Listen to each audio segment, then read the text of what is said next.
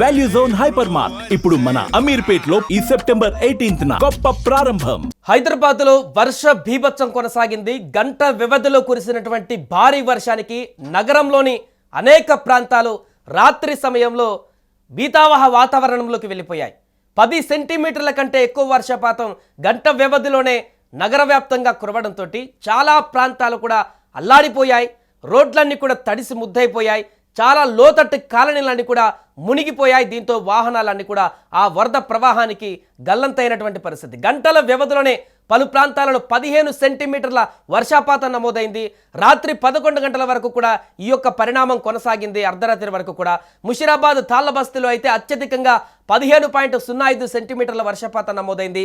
సికింద్రాబాద్ మోండా మార్కెట్లో 13.2 సెంటీమీటర్లు, మెట్టుగూడలో 13.3, అదేవిధంగా బోలక్పూర్లో 12.88, హెచ్సియులో 12.6 సెంటీమీటర్లు, చిలకలగూడలో 12.45 సెంటీమీటర్లు, మియాపూర్లో 12.35 సెంటీమీటర్ల వర్షపాతం నమోదైంది.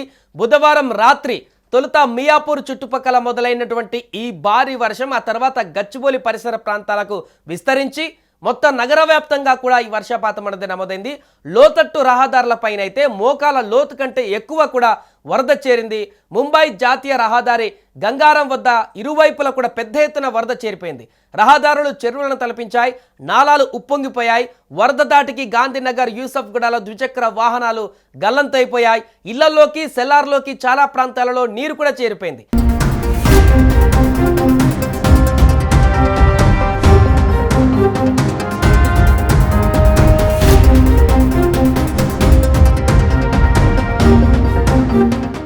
ప్రధాన కూడలలో అర్ధరాత్రి వరకు ట్రాఫిక్ స్తంభించింది.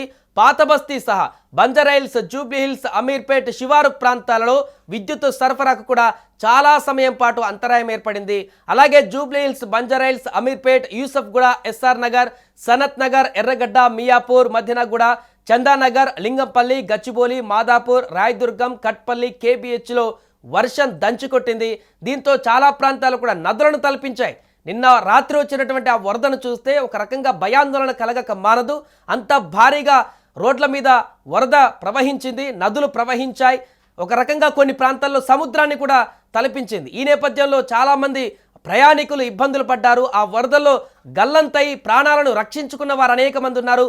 బైకుల మీద ఇంటికి వెళ్ళేటువంటి పరిణామంలో ఆ బైకుల వరద దాటికి కొట్టుకుపోతుంటే అక్కడ ఉన్నటువంటి స్థానికులు వారిని కాపాడుతున్నటువంటి దృశ్యాలు కనిపించాయి.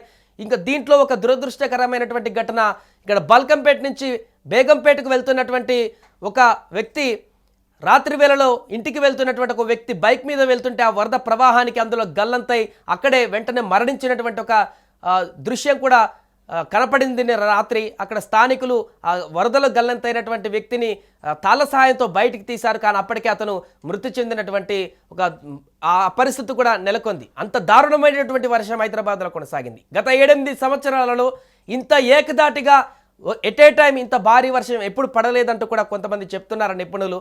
ఎందుకంటే చాలా ప్రాంతాల్లో 10 కంటే ఎక్కువ సెంటీమీటర్లు గంట వ్యవధిలోనే ఇంత భారీ వర్షం రావడంతో గతంలో ఎప్పుడు కూడా ఈ కాలనీలో నీరు నిలవలేదు అని అనుకున్నటువంటి కాలనీలకు కూడా నిన్న వచ్చినటువంటి వర్షానికి ఆ కాలనీల వద్ద కూడా భారీ వరద ప్రవాహం కొనసాగింది కాసేపటి వరకు. అంటే అర్థం చేసుకోవచ్చు ఎంత భారీగా వర్షం నిన్న రాత్రి కురిసిందనేది. మేఘానికి చిల్లు పడిందా అనేటువంటి ఒక సందేహం కలిగింది. కాసేపు క్లౌడ్ బరస్ట్ జరిగింది హైదరాబాద్ పైనటువంటి సందేహం జరిగింది. ఇది ఇంకా ఎంతసేపు కొనసాగుతుంది రాత్రి సమయం కాబట్టి అని భయాందోళనకు కూడా గురయ్యారు. నాన్ స్టాప్గా కురుస్తున్నటువంటి గంటపాడు కురుస్తున్నటువంటి వర్షాన్ని చూసి ఒక రకంగా భయాందోళనకు గురయ్యారు. ఇదే కనుక ఇంకా కంటిన్యూ అయితే హైదరాబాద్ పరిస్థితి ఏంటి అనేటువంటి ఒక ఆందోళనకు వచ్చారు. రహదారులు జలదిగ్బంధంలోకి మునిగినటువంటి తర్వాత ఇంకా కంటిన్యూ అయితే వర్షం ఎలాంటి పరిణామాన్ని ఎదుర్కోవాల్సి వస్తుందేమో అనేటువంటి ఒక ఆందోళన కూడా మొదలైంది. చిన్నారులు, వృద్ధులు అనేక ఇబ్బందులు పడ్డారు. మహిళలు కూడా ఇబ్బందులు పడ్డారు. రాత్రి సమయంలో ఇంటికి చేరుకున్న వారు ఓకే, కానీ వర్షం పడ్డ కంటే ముందు అప్పటికి ఆఫీసుల నుంచి ఇంటికి వెళ్ళేటువంటి వారి పరిస్థితి మాత్రం వర్ణనాతీతంగా మారింది. వారు ఇంటికి చేరుకోవడానికి గంటల సమయం పట్టింది. అయితే గంటల సమయంలో కూడా అనేక ఉపద్రవాలని వాళ్ళు ఎదుర్కోవాల్సి వచ్చింది. ఒక భయంకరమైనటువంటి వాతావరణంలో వారు రోడ్డు పొడుగుతున్న ఇంటికి వెళ్ళేటువంటి రోడ్డు మార్గాలను మొత్తం కూడా భయంకరమైనటువంటి వాతావరణాన్ని చూశారు. ఆ వాతావరణంలో నుంచే వారు సేఫ్గా ఇంటికి వెళ్ళేటువంటి పరిణామంలో అనేక ఇబ్బందులు ఎదుర్కొన్నారు. ప్రాణాలు అరచేతులు పెట్టుకొని ఇంటికి వెళ్ళేటువంటి పరిణామాలు నిన్న కొనసాగాయి. మాదాపూర్ హైటెక్ సిటీ చౌరస్తా వద్ద కూడా భారీ వర్షంతో ట్రాఫిక్ జామ్ అయింది. కిలోమీటర్ల పరిధిలో రాత్రి సమయంలో ట్రాఫిక్ స్తంభించిపోయినటువంటి ఘటనలు అనేక ప్రాంతాల్లో చోటు చేసుకున్నాయి. హైడ్రా బృందాలు రోడ్ల మీదకి వచ్చి క్లియర్ చేసేటువంటి పరిణామం చేసినప్పటికీ కూడా ఊహించనటువంటి విధంగా వచ్చినటువంటి వర్షానికి పూర్తిగా అనేక ప్రాంతాలు కకావికలమైపోయాయి. దీంట్లో ఒక వ్యక్తి ఇంటికి వెళ్తున్నటువంటి సందర్భంలో బైక్తో సహా గల్లంతైనటువంటి ఒక పరిణామం కూడా, దురదృష్టకరమైనటువంటి పరిణామం కూడా చోటు చేసుకుంది. అతను అక్కడే స్పాట్లోనే చనిపోయినటువంటి దృశ్యాలు కూడా మనకు కనిపిస్తున్నాయి. అలాంటి ప్రమాదాలు ఇంకొన్ని చోట్ల కూడా జరిగాయి. అక్కడ స్థానికులు చాకచక్యంగా బైక్తో పాటు కొట్టుకు వెళ్తున్న వ్యక్తులని పట్టుకొని గుంజి ఒక ఒడ్డుకు చేర్చినటువంటి వీడియోలు కూడా వైరల్ అవుతున్నాయి. నిన్న రాత్రి ఒక భయంకరమైనటువంటి సన్నివేశాలే కొనసాగాయి హైదరాబాద్లో చాలా ప్రాంతాలలో. ఏం జరుగుతుందో అనేటువంటి ఆందోళన కూడా ఇంట్లో ఉన్నటువంటి వారు కూడా ఆందోళన మొదలైంది. ఏదేమైనా కూడా నిన్న రాత్రి కొనసాగినటువంటి భారీ వర్షానికైతే హైదరాబాద్ ఒక్కసారిగా ఉలిక్కి పడింది.